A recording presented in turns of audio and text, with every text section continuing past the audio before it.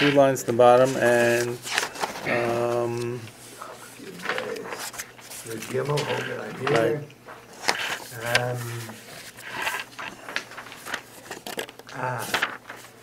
So I had, just like 2 lines, just before Montana. Okay, that's right, correct, Montana, correct. Exactly. So the good news and the bad news is, today is about Tumah Tahara, but the first maybe dozen lines are actually a little more difficult to understand. And afterwards, there's actually Tumah Tahara, but I think you'll appreciate it because it deals with things I think we can relate to a little more. So on the scale of 1 to 10, so to speak. Okay, you'll see it talks about Yodayim and Sefer Torah and those kind of things. But right now, the first 12 lines is a little more complex, and you may remember that last week. Okay, and you were not here last week, right, Michael? No. Okay. Tumah is physically indiscerned, right.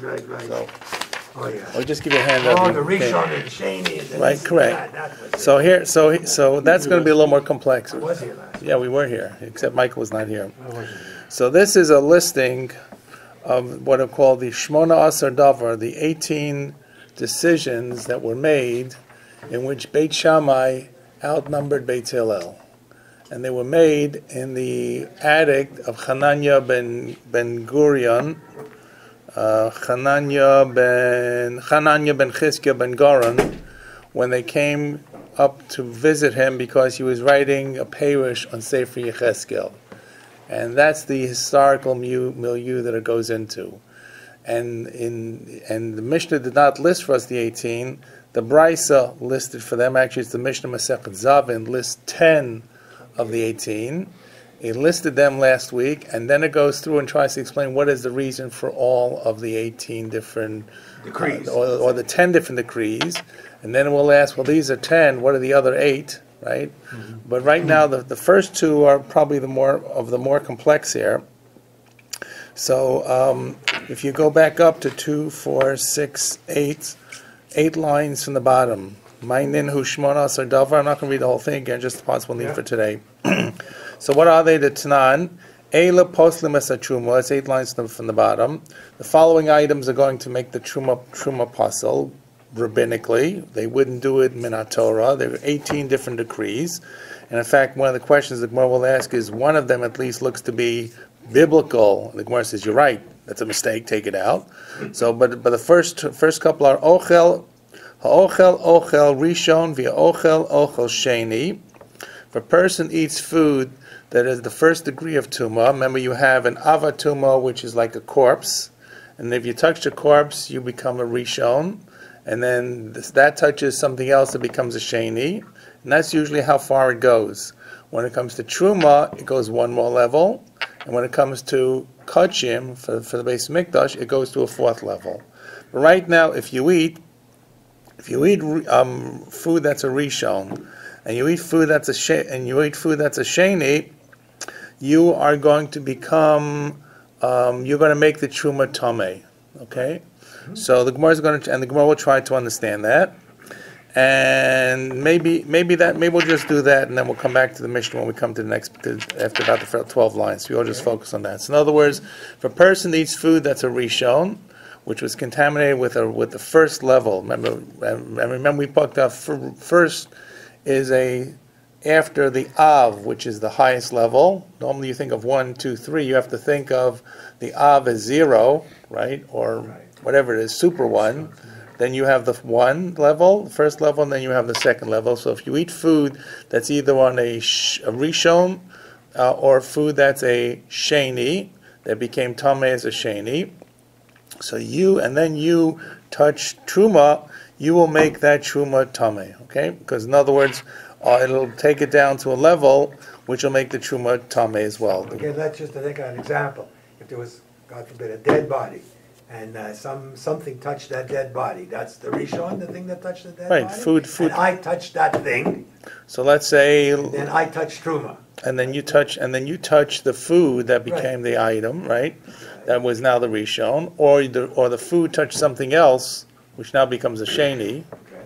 You have the body, You have then that touches something becomes a rishon. The rishon then touches something else, which now becomes a sheni. And that touches. And then I eat that food. That second thing. Okay, food. right. I eat the food. Right. So I have become now. I am now considered. I will make truma tame. Correct. Right. Now, really, it shouldn't go down that far. Right, because it should have stopped before me. Okay, right.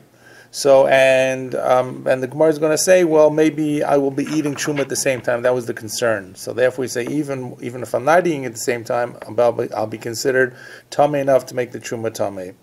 So and the other part is the truma will be at a level.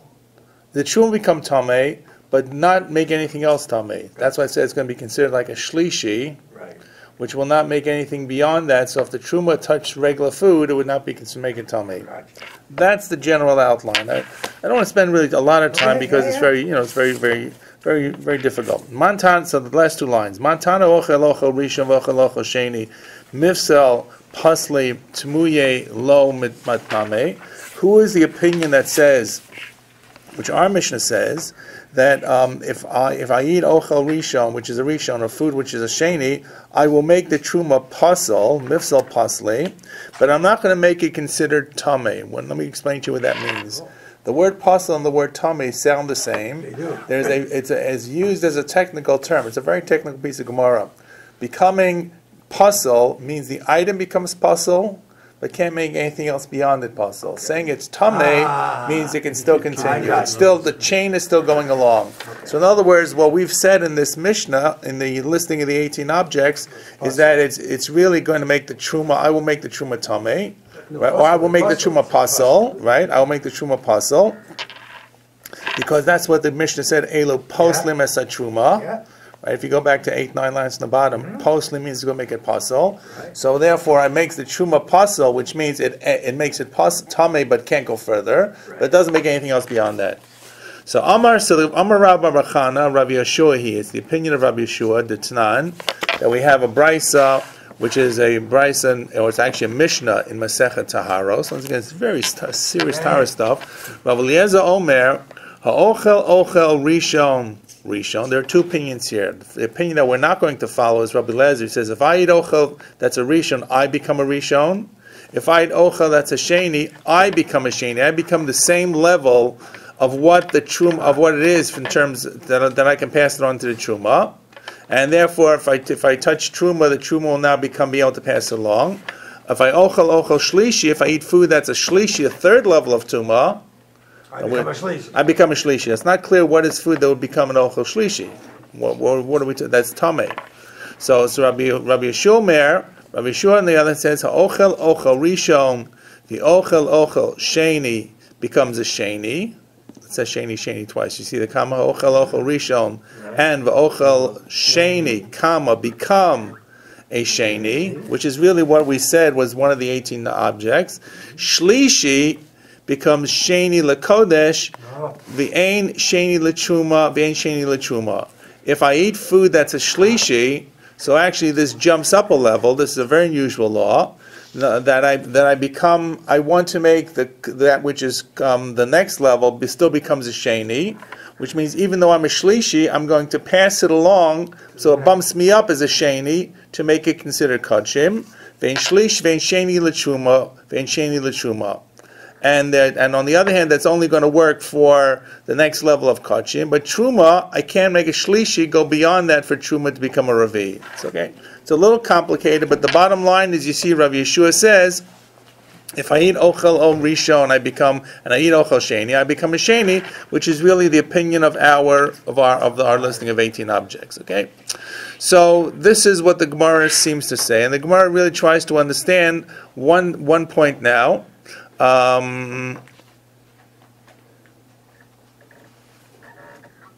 Right. So the Gemara says, what is it really? What are we really talking about in terms of the type of food that we're talking about? What would it be? Type of chulin can I find that is suddenly going to be a shlishi in chulin? So the Gemara says, b'chulin shenase al taras truma.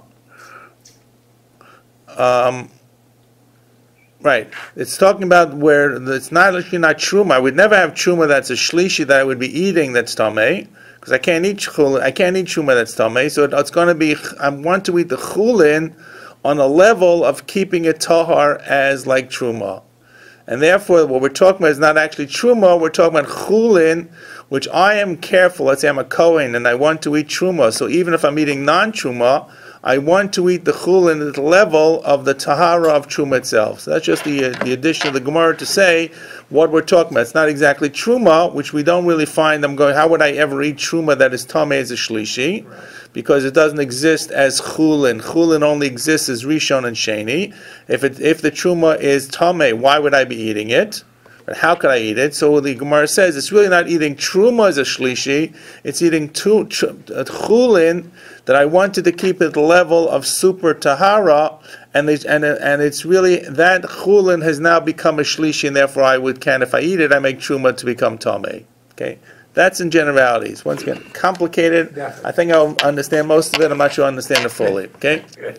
Now, the Gemara, let's go ahead. So the Gemara says, Ochel ochel rishon v'ochel ochel sheni. My time ago Rabbanan. Why did Chazal make this takana? The question now is, what do we really care about? Right? What's the point of it? So, my time ago Rabbanan Tuma.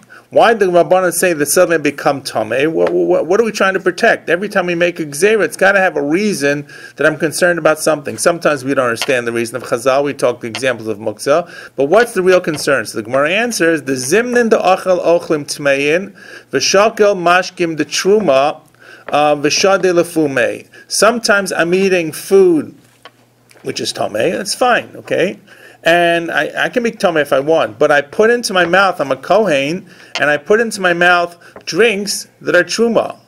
So in other words, really, eating tameh, but I put in truma, now I'm going to make the truma tameh because it's going to come into contact with the tameh while it's still in my mouth before it has been fully digested. So shadi lepume upasalahu, and I will make the truma, the drink of truma, the liquid of truma, which is really can't become tameh, but it's going to connect itself to the tumah that's in my mouth, and therefore I will make it possible.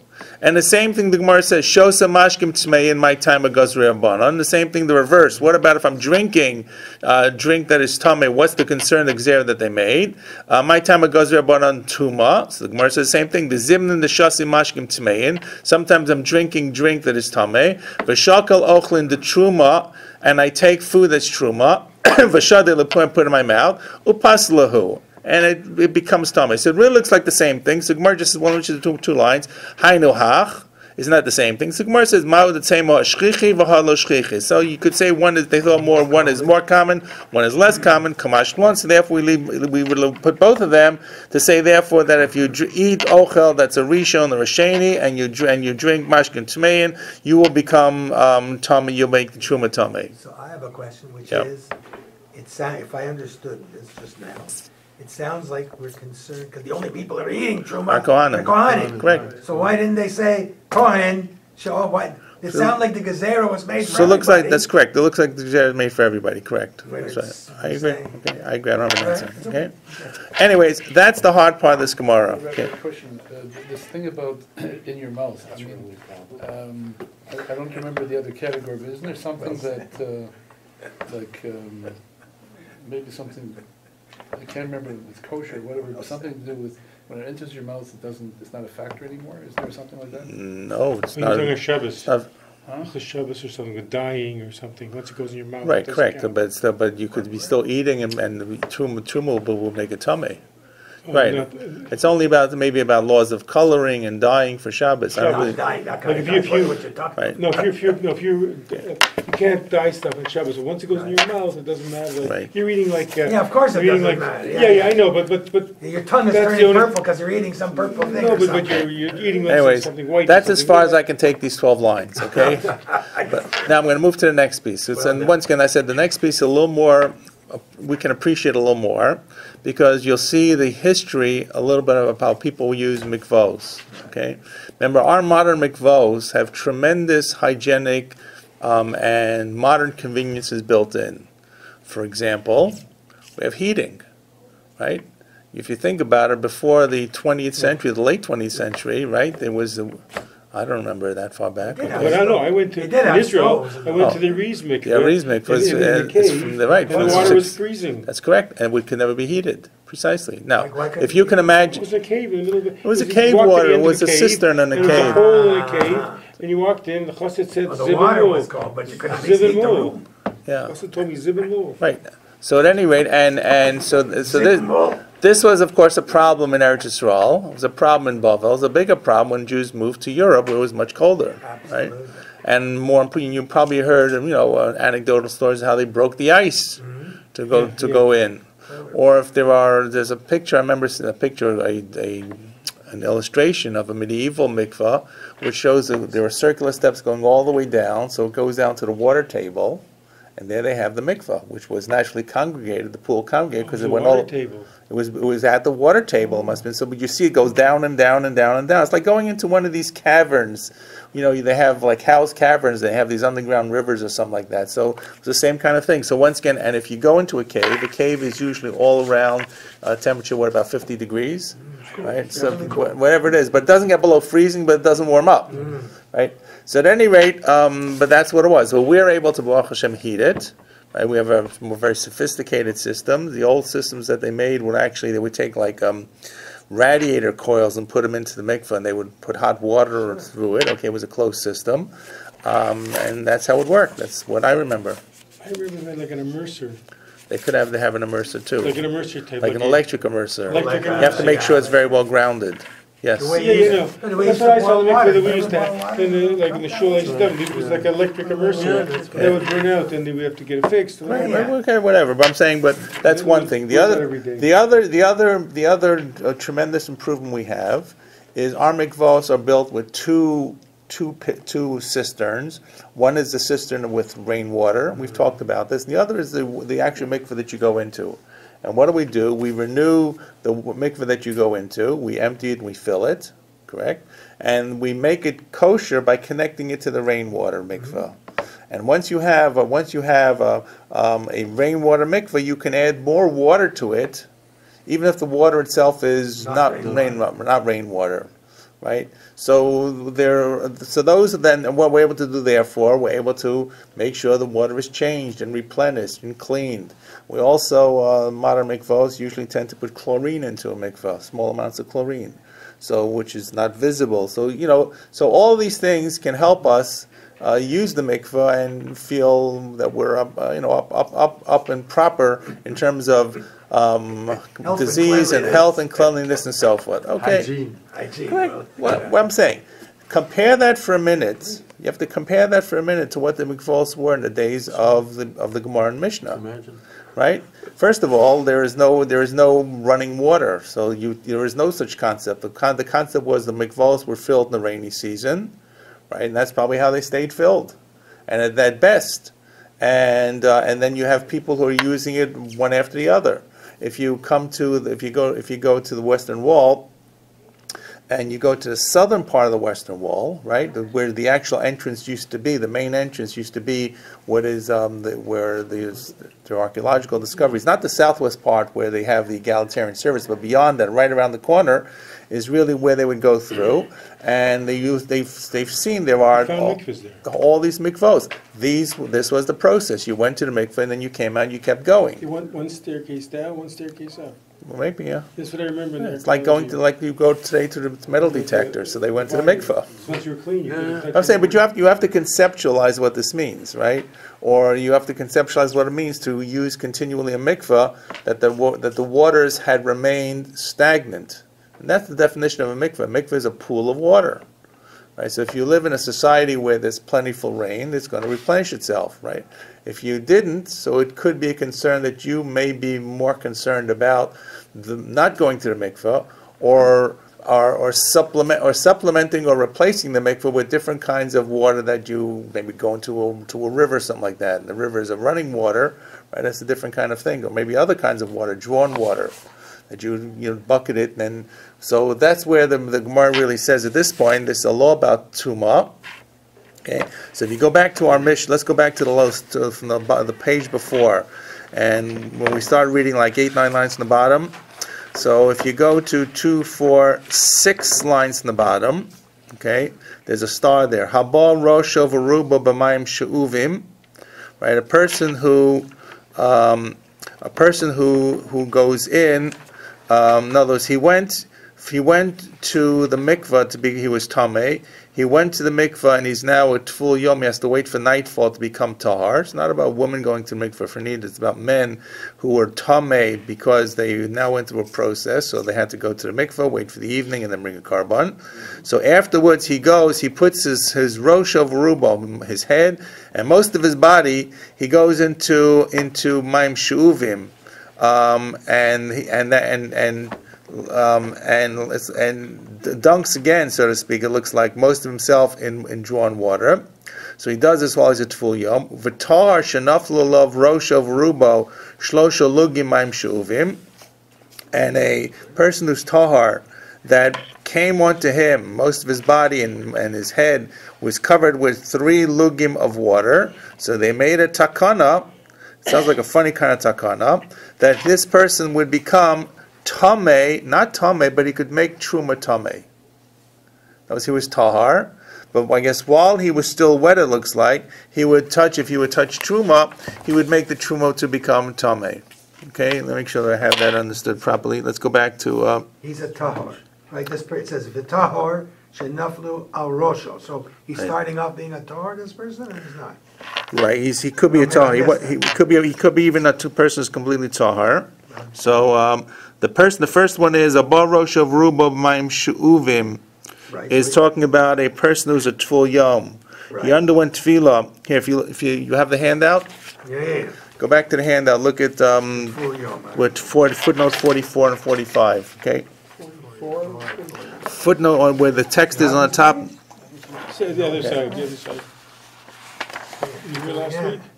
I was here last week. Well, maybe here we go.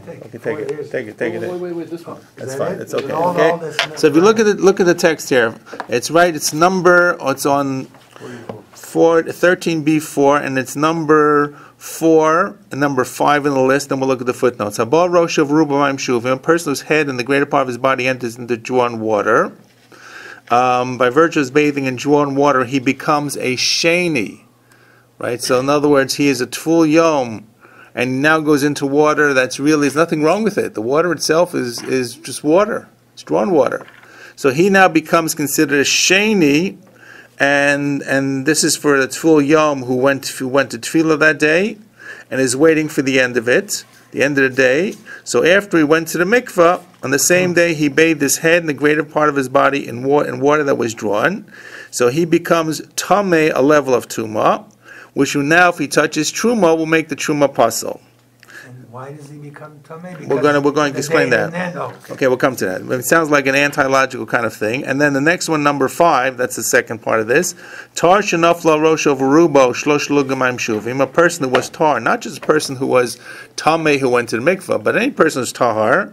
So now, and he gets caught into. Someone pours on top of him, or fell into some kind of pool of drawn water, and 3 lugim is a measure that's equal to about 2 quarts. Okay, almost 2 quarts, and the Gemara will explain what the 3 lugim are really all about. So this kind of person who he gets showered with this regular water. So this applies to even a person who is completely tahar. Right. So this person now becomes sheni to make truma pasul. Sounds like he's doing all the right things. Go get a shower. Right? It makes sense. But we don't have truma, and we don't have sheni, we don't have rishon, and all these kinds of things. So these said about being tahar in the first place. Right. So what could be bad? I mean, the water sounds like it's good. So so it's maim she'uvim. So it's drawn water. So it's not water become tamei. But why should you become tamei? Exactly. It's not water that you was picked for a mikvah. What's the problem with it? So the question itself begs itself. So this was number 4 and 5 of the 18. So the Gemara now. Let's go back to our Gemara. And you'll see the reason, and when you understand the difference between our mikvos and the mikvos that existed in those days, you'll appreciate even more what the gezerah was. Okay, so it's about, everybody back on the Gemara where we are? 2, 4, 6, 8, 10, 12, 14 lines from the top of Yudal Amud Aleph. Everybody see it? Haba Rosh of Ruba B'mayim Shuvim. Guys with me? We're Not? in the Gemara or We're back in the Gemara. Oh yeah, I got Okay, it. Yudal Amud Aleph. My timer? No, we did the my timer. Oh yeah, no, yeah, my time, right. Haba Rosh of Ruba B'mayim Shuvim. So Gemara says, my timer, Gazu Be'Rabbanan Tuma. Why did Chazal make a gzeira this person should become Tameh? I mean, there are two things. One is the guy who's the Tful Yom who went to the mikveh is waiting the rest of the day, and he goes into a pool or some kind of shower of water. And the other one is a tahar that he had 3 lugim fall on him of water. So the Gemara says, what should be bad? So Amrav Bibi, Amrav Asi. Look, and you'll see it changes a little bit when the first initial answer is Shebetchila hayatovlim b'mei ma'aros. Initially, they went to Toivel into Meimaros, or as cave water, where water congregated and remained, didn't evaporate. Mechunasim that were covered. What does Ma'aros mean? Ma'ara is a cave. Oh, is that okay? Right. Oh, Ma'arat, thank you. Right, like you say, you go to a cave and you see there's a pool of water in a cave. I just want to know what the word meant. Okay. Like Mars Machpelah, correct. Like Mars Mechunasim, which the water is collected, with Sruchim, and it's fetid, it's not clean, right? It's been sitting there.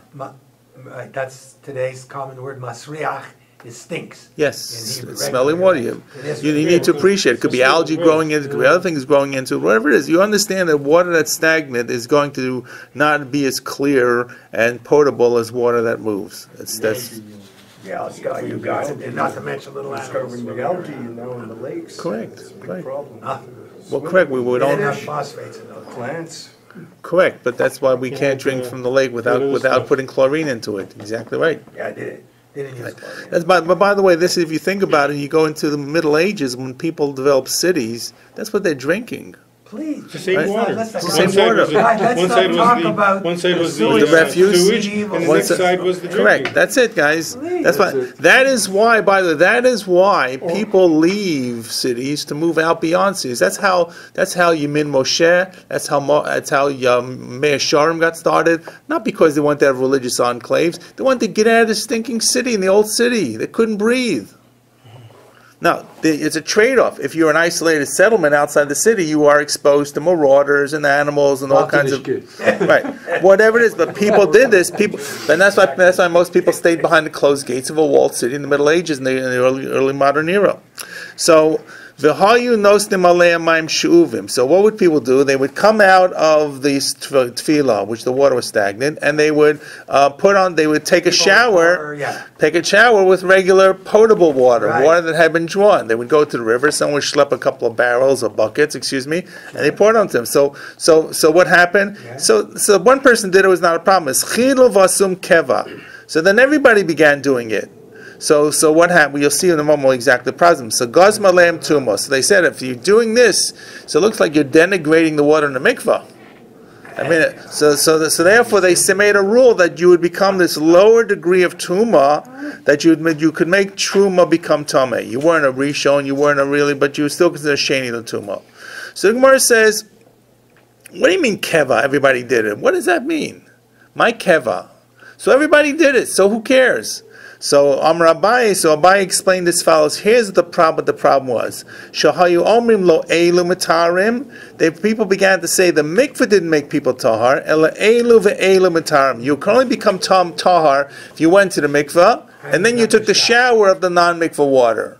So now you're going to say, so what?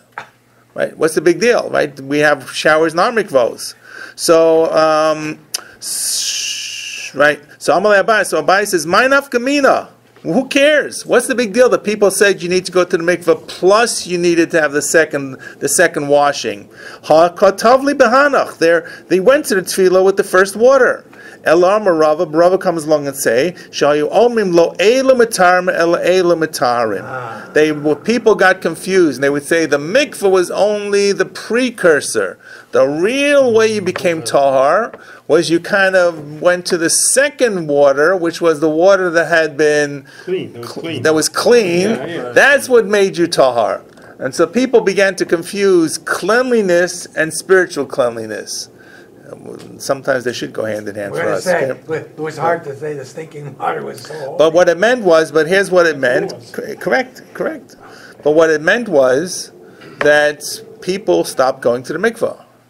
So you couldn't say to people you can't wash afterwards. But what they would say to people, therefore, the fact that you came into contact with water, the same way that water, if food comes into contact with water, it now makes the food mukhshel l'kabel tuma. In other words, when food is harvested, as long as food is completely dry, it can't become tameh.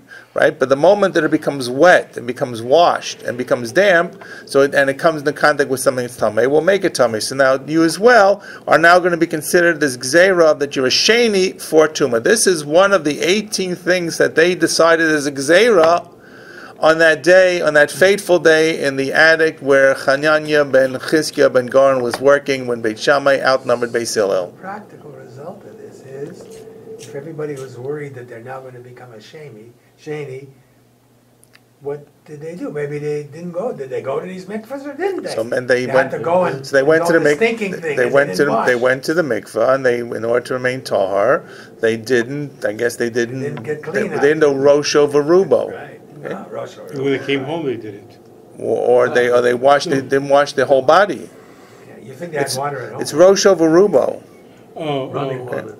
Yeah, Rosh Hashanah, they had to put most of his body in. Rosh over rubo is what you do in a shower. Yeah, Right. so what they did, they didn't put all of their body in. Right. They had to put the whole body in the mikvah. Before there was running water, in the early 20th century, right, when tenements were built with outhouses, how did people wash? Took a wash basin. Wash basin. You washed your hands. You washed your head. Whatever it is. It went piece by piece. It wasn't the entire body. So we take this for granted that people take showers every day. It's a different kind of milieu. There's a whole architecture about building washrooms and vanities and so forth. It becomes a major part of the house. Your ancestors, our ancestors, would be amazed because they couldn't understand what running water was. Right? Absolutely. It's true.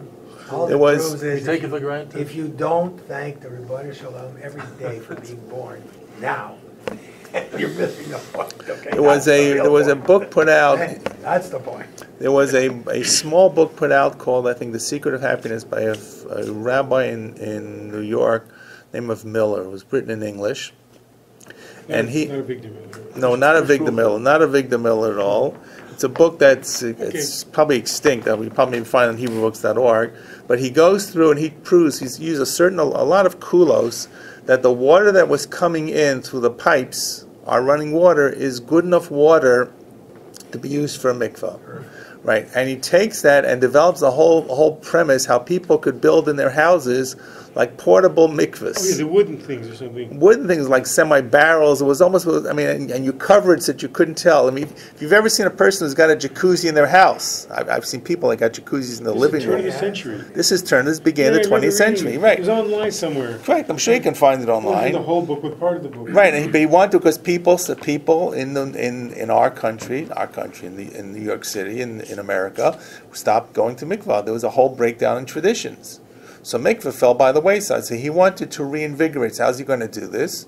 So he wanted to present in his way as a hygienic kind of concept. So he talked about using running water. By the way, it's not that clear, the pipes that we use, why it's considered water that's drawn.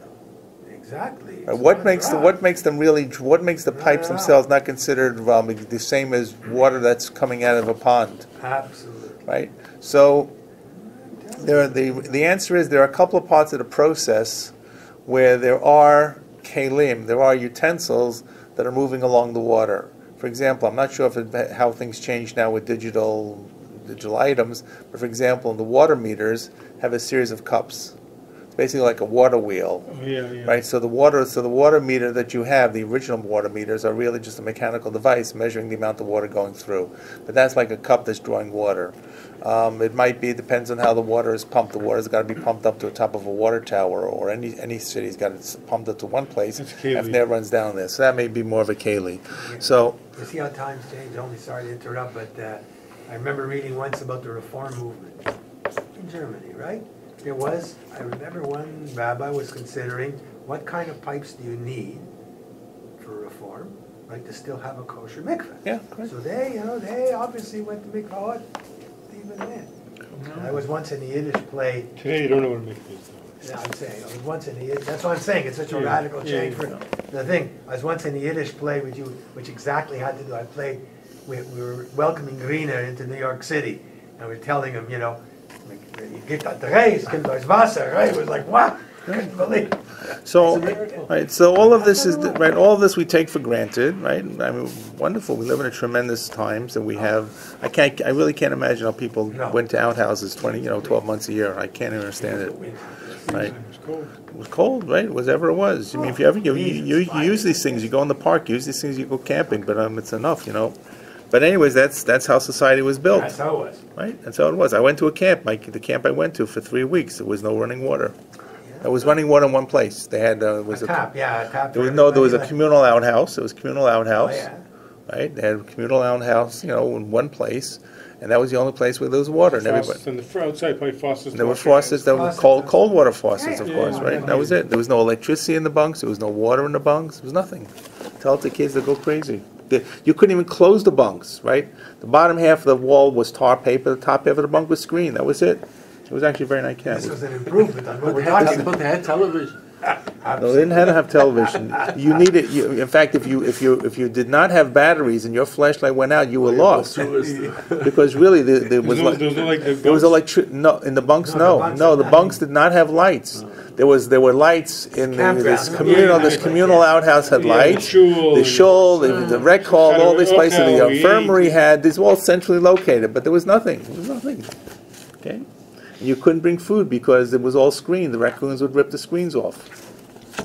You couldn't bring food. If they have to rip the screen off, they rip your suitcase out. Right? Anyways, back in the day, it was a great camp. Okay? So now you begin to understand why Chazal made this decree. This sounds very harsh. You got to remember this is the 18 items that Beis Shammai overpowers Beis Hillel. We always think the Beis Hillel is the good guy, right? So one was about this. The Tful Yom, who number 4 was the Tful Yom that Rosh Rubo. He went into the next one with Rosh Rubo, and then the one after that was the same thing about a Tahar who the water he took like a shower. The water was poured on him with Shlosh Lugim. So that's almost the same thing.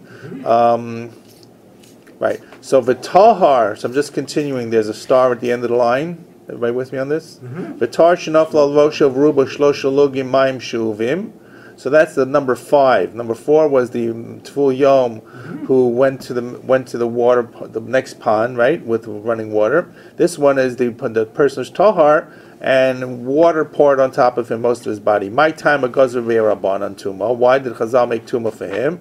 The lo ha lo kaima ha. So in other words, this is really simply a poor innocent guy. He didn't do anything wrong. The first guy's a Tful Yom. The first guy went to the mikvah. Right. He came out of the mikvah, and then he went into the next pool. He went into the river. So we understand this guy took one step, like he did, like he went backwards, so to speak. He's showing his disapproval of the mikvah, and therefore they got confused. The next guy, simply a guy walking down the street, and someone did sponge on top of him, whatever it was. He got a full shower. So the Gemara says, the loha lo kaimaha. If they wouldn't make one gzeira to talk about getting wet makes you sheni, then the second one wouldn't work as well. So therefore they made the rule for everyone, not if you just went to the mikveh and then took another bath, but even if you're tahar, you became a level of a sheni. Okay? So that's number 4 and number 5. Okay, once again, that's why I said this piece of Tumah is a little bit more understandable. Makes sense? Okay? Absolutely. We may not agree with it, we may not appreciate it, but we understand where it's coming from. Now, number 6 in the items, if you go back to the page before, okay, this is 4 lines from the bottom. There's a star, V'ha Sefer, right? This is number, if you're following on the page, it's number 6, right? The Sefer is a scroll, right? A scroll with Tanakh on it. Is if you touch the scroll with the Tanakh, or the scroll itself is considered a sheni. So if you're going to touch it, right? You're going. In other words, the scroll itself touches truma. It'll make the truma tameh. Even though it's a holy scroll. Even though it's a holy scroll. Once again, these are gzeros that sound antithetical, even in a world that relates to Tumah and Tahara. You would say there's a holy scroll. What could be more holy? But the scroll, if the scroll touches truma, it's going to make the truma into a shlishi. Okay? Yeah, that's fine. Okay? There you go. And that's another one of the gzerot that they made. Okay? That's why they have to make gzerot. It didn't exist on the Torah level. Okay? And the next one is, we'll do the next one at the same time. The hayodayim, yodayim with your hands. So they made a gzerah that your hands are considered a sheni, and if the hands do not become tahar, normal hands as they are, then they touch truma, they'll make truma to become also tameh. Right? That's where washing your hands actually comes from.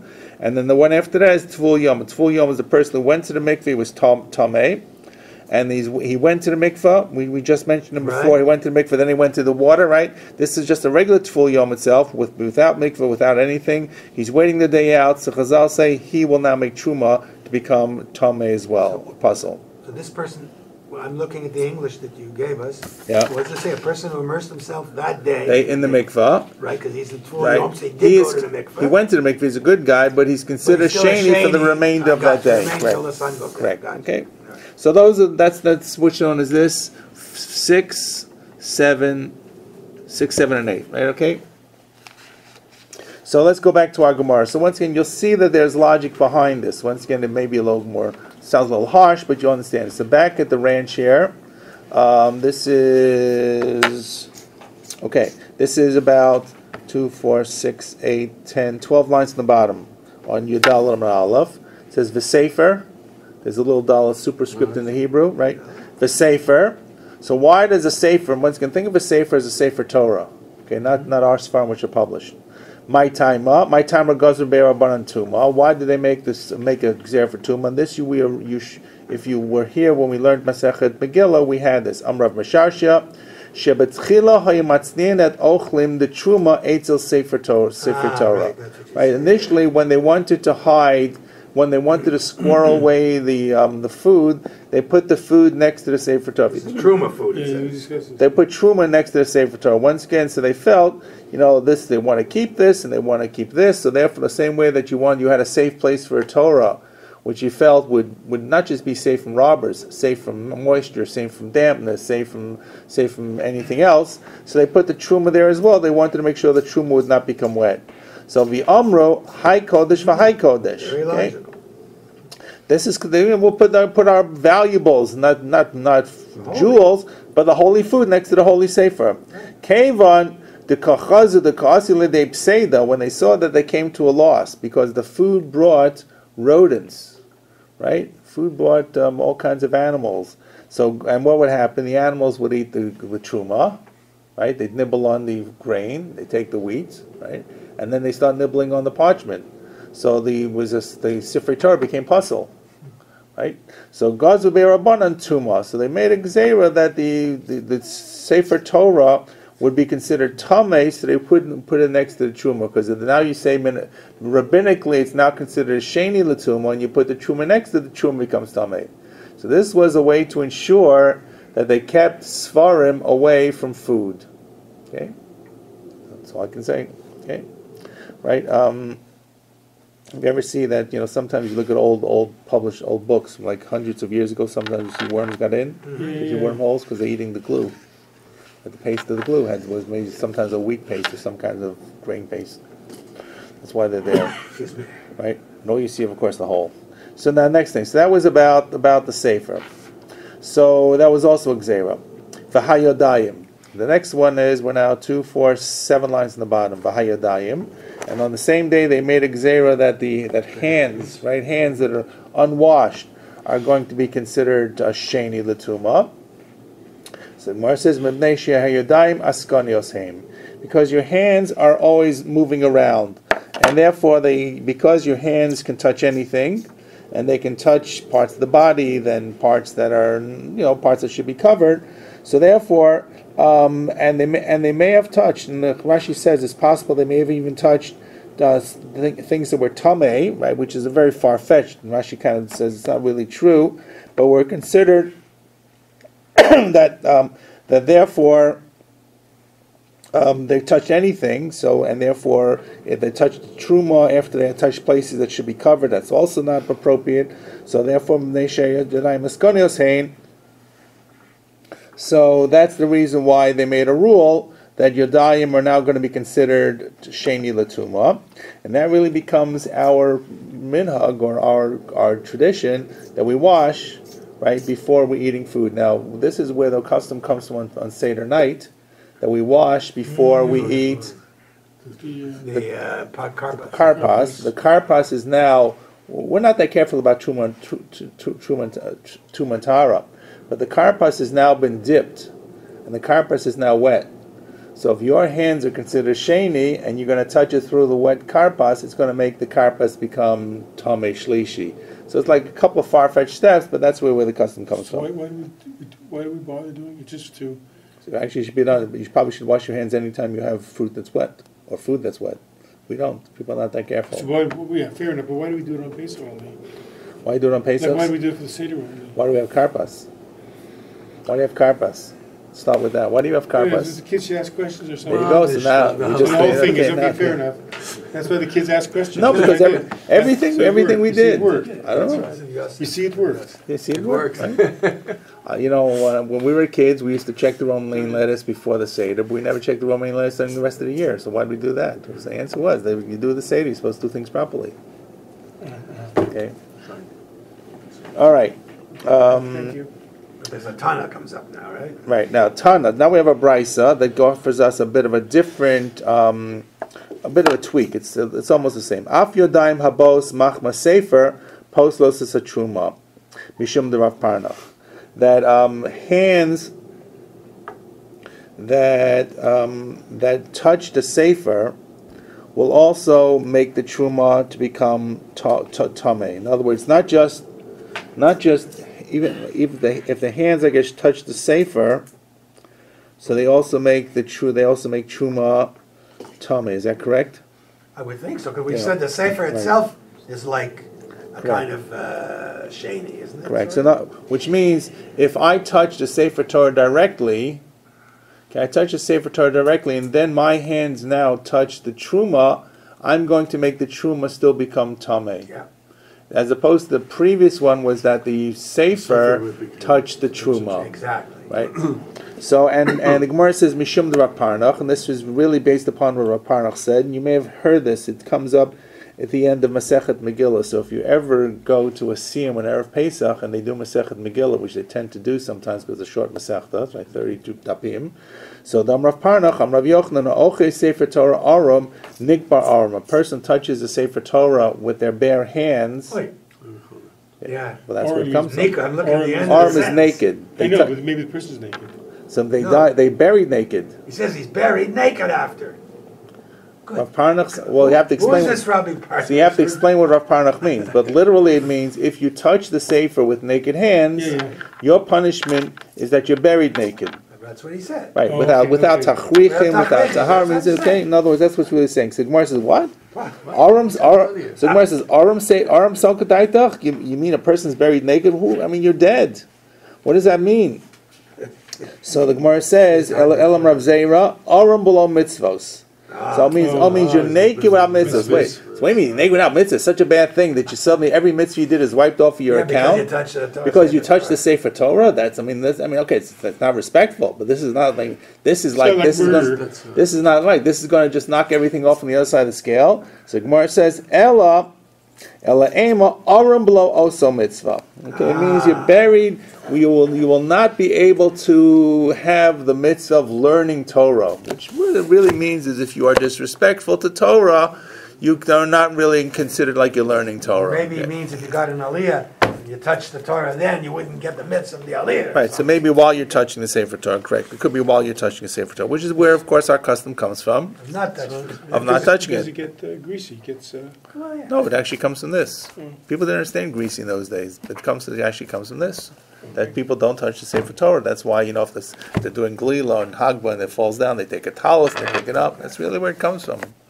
So, some say it only means the side of the Sefer Torah, inside the Sefer Torah. Okay, whatever. But that's why we have, first of all, that's why Sefer Torah have a mitpachas on it. They have a cover on it, right? And Sephardim have their hard case, their hard shells, and that's why you have a pointer, and that's why you have a talus that you kiss, or a gartel that you use that they leave around that ties the Torah, that kiss the Torah. So this is the variation on this. Is first we had a gzera about the sefer. A sefer becomes tamei, right? The sefer becomes tamei if it touches the truma becomes tamei touching the sefer Torah. Then we had the yodayim become, because there are skanias all around. Then the last thing is that no yodayim that touch the sefer will make the truma pasul. So Gemara says so we have two things about truma becoming pasul with yodayim, correct? So Gemara says Hai Gaza Bereisha. Okay, so which of these two happened at the beginning? Okay, so Ilay Maha Gaza Bereisha. If you say that the first they had the gzeira that hands were tamei, so Kavan the Hanach Gaza Bereisha Hasulamali. Once you say you had the first gzeira that the hands become tamei, right? So then, obviously, to touch anything is going to become tamei. It's regardless of whether I'm touching a sefer Torah. Right. So ella hach gaza bereisha v'hada gaza b'chulo, right? V'hada gaza b'chulo yadayim. So first they said the sefer Torah, and then they made the second gzeira at the same time. So the way we have it, it looks like they're all together, and this one time in the Aliyah of Hananya ben Gurin, so it's not really clear which happened before. May have been there was a previous takana they made, they didn't accept it, it came back again, and so forth. Okay. So Utvul Yom on third line on Yudal and Amud Bet. Utvul Yom. So Gemara says the Utvul Yom is the person the day they went to the mikvah and they're tamei. They go to the mikvah on the seventh day and they have to wait till the night of the end of the seventh day. So Utvul Yom, Gemara says Utvul Yom Doraisahu. Well, that's really that the Utvul Yom becomes completely tar only at night, not if they went to the mikvah. It's a reduced level. The pasuk says in Vayikra, Uva Hashemesh v'toher. When the sun goes down, it becomes tar, which means before. That's why it's called a Tful Yom. He's not really completely tamei, but he's got a lower level of tumah. So it would make sense that tumah itself is that the tumah of the Tful Yom, which is still minimally there, will make truma become tamei. So Gemara says you're right. So Gemara says Samei Mikan Tful Yom. You're right. Take it out. That's just. Samei Mikan comes up about half a dozen to maybe 10 times in the whole Shas, but it does appear that sometimes the Gemara feels that a couple things get mentioned together. So, and if they get mentioned together in relationship to other things, they sometimes get what's called the Shigvat Lishna, a slip that they slip in the third two items, and the third item gets them pulled there together. So it really was not one of the original of the 18 things. It's really from Min HaTorah. It's really prohibited. Okay. Okay. So now this is the last one, the ninth item. Okay. Let's see how far we can get this here. The last item is ochlin shenitmu b'mashkim. Okay, this is food that became. This is missing on the list you have. Right, it's been to the other page. Okay. So this is. Okay. These are foods that got liquids got on them. Right. These are foods that ochlim. Ochlim and utensils and kalim that got tuma from tamei liquids. So really, liquids that contaminated these items were a rishon, and really, according to the Torah, articles can only become tamei only by touching an avatuma. So they're now saying that they made a gzera that if the liquid itself was a rishon, and it touched the food or it touched the kalim, it's now going to make these items as well become tamei. That's the additional gzera that's here. So the Gemara says, we'll try to explain what it is. Ve'ochlim shenitmu b'mashkim. B'mashkim demai. What type of tumah do these liquids have? Ilema b'mashkin aboymach masheretz. You say that these are liquids that touched a dead sheretz. So they became tamei with a sheretz. So that is these mashkim are really tamei min haTorah. D'oraisa ninhu dichsev v'chomashka asher yishaseh and v'chomashka asher yishaseh. So they have a pasuk that they feel that these mashkim that touch a sheretz are really tamei min haTorah. Ella b'mashkim haboim machmas yadayim. It's liquids that touched hands before the hands washed. So so in other words, this is and so all of this is really not touching a sheretz; it's touching something that's also tamei, but it's a tamei that's an extension of midrabanan. Ugzeira mishum mashkim haboy machmas sheretz, and we're going to say that these liquids are going to become tamei as a gzeira because of liquids that may have come into contact with a sheretz. Okay, and the same thing. Vakelim shenitmu b'mashkim. Once again, these are utensils that became tummy with mashkim. The first item was food. The next one is utensils. Kelim ditmu b'mashkim demai. What type of utensil we're talking about? Ilema b'mashkim dezav. We're saying the mashkim. There are liquids that would contact with a zav. Daraisan inhu. Dichsiv kirok hazav tahar. Mashabiyat tahar. Mashabiyat tahar timesi lecha. Ela b'mashkim abai machmas sheretz. It's mashkim that came into contact with a sheretz. Ugzera mishum mashkim dezav. Okay? And it's an extension of mashkim dezav. Once again, this is a little bit complicated. I'm not going to do it that much more, but it's the same kind of complication that we had in the first couple of items. Okay? So these are the items themselves. The 9-10 items that we had, in the 10 items that we had here. The Gemara is now trying to give you a reason for all of them. So that's as far as I'm going to do in terms of explaining them to you. What the Gemara is going to now talk about, which I think we've got a few minutes here, we can just touch upon it, is where did actually these takanas come from? Who made these takanas? Did they actually come from Beis Hillel and Beit Shammai? Or did they come from Hillel and Shammai? Or did they come from someone else? So it's going to talk about specifically the some of these gzeros, and where the historical origin actually comes from in terms of Yadayim and so forth. So we can just do a few lines here, and then we'll pick up next week with this piece about the students of Shammai and Hillel, which is not going to really require us to go back and remember all the pieces that we did today. So the Gemara says, V'yadayim. Okay, this is where the Gemara next begins with the word V'yadayim. V'yadayim. Talmidei Shammai v'Hillel gazru. Shammai v'Hillel gazer. You're telling me that this was, what did our Mishnah say? That Beis Shammai were more numerous than Beit Hillel in the Aliyah of Hananiah ben Garon. So that's Beit Shammai and Beit Hillel. That's Talmidei Shammai and Talmidei Hillel. But we know that Hillel and Shammai made the Gzeira, the Sanya. Yossi ben Yoezer ish Shreida, Yossi ben Yochanan yishu Shulayim. These are people you may remember from Pirkei Avos.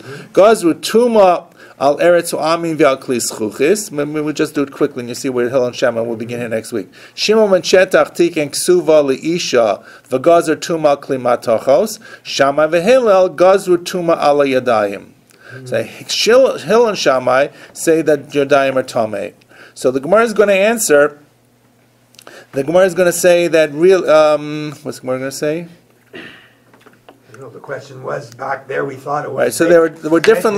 So they come to a decision that there were different levels of what the Gzeira was, and it really started with Hillel, and then went back, and the Talmidim of Hillel made it, and then the Gemara is going to say, but it's even before Hillel. It goes back to Shlomo Melech, and it's going to be a whole historical discussion where the Gzeira of Yadayim was made, that Yadayim would become Tamei. So we'll pick this up here next week. Once again, for the complex parts, we're out of the clear. We're in the clear. Okay. It was tough stuff, no question. Tough sledding.